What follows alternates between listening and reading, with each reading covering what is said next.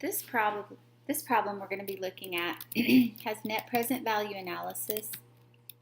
It also has internal rate of return and simple rate of return, so a little bit of everything. And this in your book is problem number 817. And what we're given is that Casey Nelson is a divisional manager for Pigeon Company. His annual pay raises are largely determined by his division's return on investment, which has been above 20% each of the last 3 years. So we're looking for an ROI. It's been above 20%. I don't know if we need this yet. For the last 3 years, but if they gave us the information, I want to write it down. Casey is considering a capital budgeting project that would require $3.5 million. Investment in equipment with a useful life of 5 years, no salvage value, which means at the end of the 5 years, there is no value to that equipment.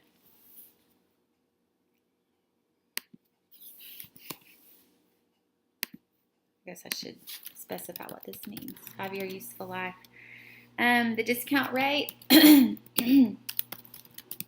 16%. And the project would provide net operating income each year for 5 years as follows. Okay, so there's the income statement that was given to us. They ask us, excuse me, I'm sorry. They ask us what the project's net present value is in number 1, net present value. And so in order to do this, if you remember from the book, you need to find the inflow and the outflow. And then we have to apply the discount factor. Now, if you have a financial calculator, you are welcome and encouraged to use that.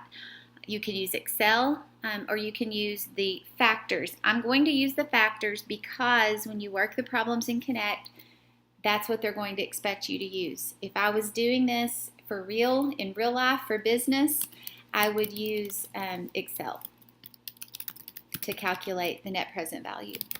But again, I'm going to use the factor because I know that's what they're expecting you to do. And I know that's not real life, but it does help you understand, if you don't already, how the discount factor works.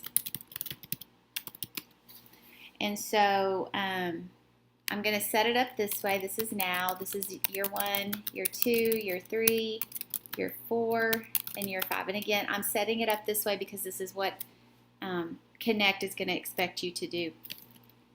So the purchase of equipment, and I'm going to show that as a negative because it's a cash outflow, is $3.5 million.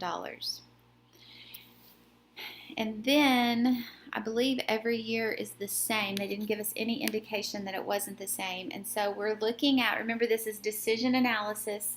We're still looking at relevant cost even though we've moved on to a new chapter, but we're building throughout the book as you probably have noticed. Sales are $3.4 million. That was given to us.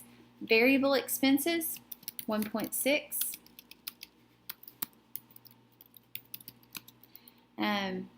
Out-of-pocket costs, $700. And then total cash flows, $1,100,000. Now, if you notice, the thing we don't have down here that we have up here is depreciation. And that's because that is accounted for right here in the purchase price. So don't get too stressed about that. That's why we left it out. There was a reason. These are cash flows, not income.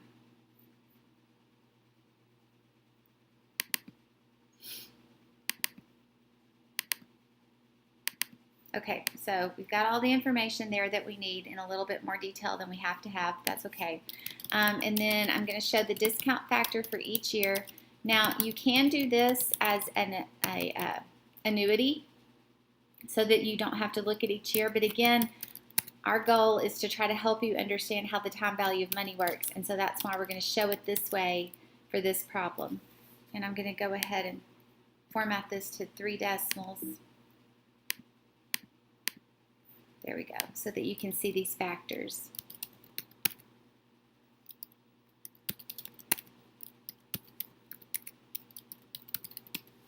So then we take our cash flow and we multiply it by our discount factor.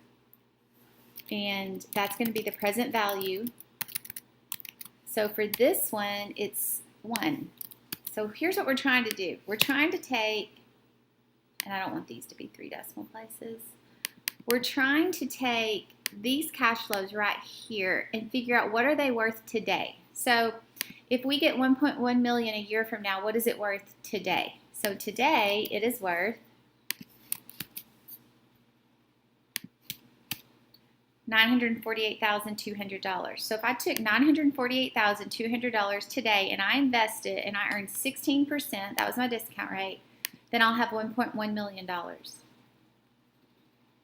And we do the same thing all the way across. If I took $817,520 that compounded annually and invested at 16% in 2 years, I would have $1.1 million. 3 years, 4 years, 5 years. So that's the way this works. That's the present value.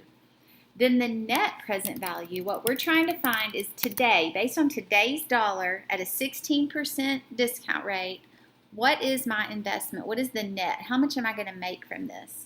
And so for that, it's simply a sum of the net present value, or the present value of all of your cash flows. And if that number is positive, then we have an investment, I don't want to say good, an investment that is earning more than the discount rate of 16% based on estimated numbers, of course, but you have to start somewhere. You have to make a decision somewhere.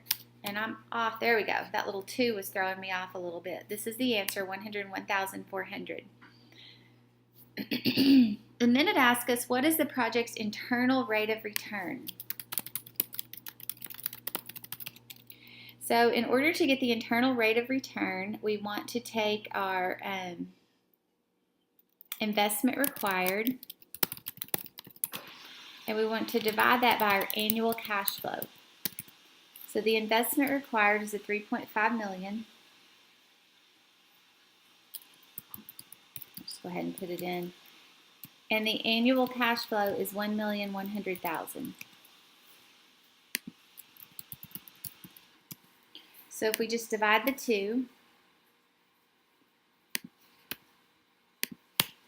we come up with, this is a factor. Okay, it's not a percentage, it's a factor. Now again, if you are using a financial calculator or Excel, this is a whole lot easier for you. But this is what your book is going to want you to do to learn this. So then what we do is we go to Exhibit 8B2 in your book, and we go to the 5-period line. It's not years, it's period, because sometimes you compound semi-annually or quarterly. And we look for the factor closest to 3.182, and we find that that factor falls the closest to 17%. So have we reached our internal rate of return? Are we higher than the discount? Yes, that's what we're looking for. Then in number 3, it asks you to find the simple rate of return. And the simple rate of return is calculated by the annual incremental net operating income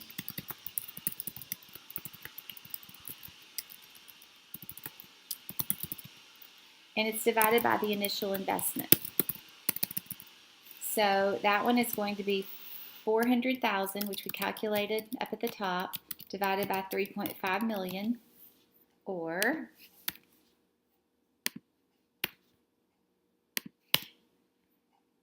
make that a percentage and go ahead and do 3 decimal places because that's what we've been using so far. And I come up with 11.429. And then in number 4, it says, so we've done all the analysis, and in 4 it says a company would want Casey to invest in the project because that's the answer. Sorry. The question is, would the company want Casey to pursue this investment? Yes, of course. We've met our hurdle rates. Number 5. Or 4B, would Casey be inclined to pursue this investment opportunity? So let's think about that for a second. Would Casey be inclined to pursue this investment opportunity? And the 11.4% is kind of what you're looking at right here. Now think about Casey. If you go back to the problem, Casey's the divisional manager. What has his ROI been? He's been above 20% for the last 3 years. So even though the company has met the hurdle rate, it's a good investment for the company. For Casey, his simple rate of return that we're looking at is below his historical ROI. So Casey might not be interested in it, but the company should be. I think that's all for this question. So it's a great question because you're looking at it from the company perspective and then from the sales perspective. There's some ethics involved there as well. And so again, great question and a good analysis of net present value. Again, if you're using Excel, that's great. Check your work in Connect if you're doing that, or using a financial calculator, that's great as well.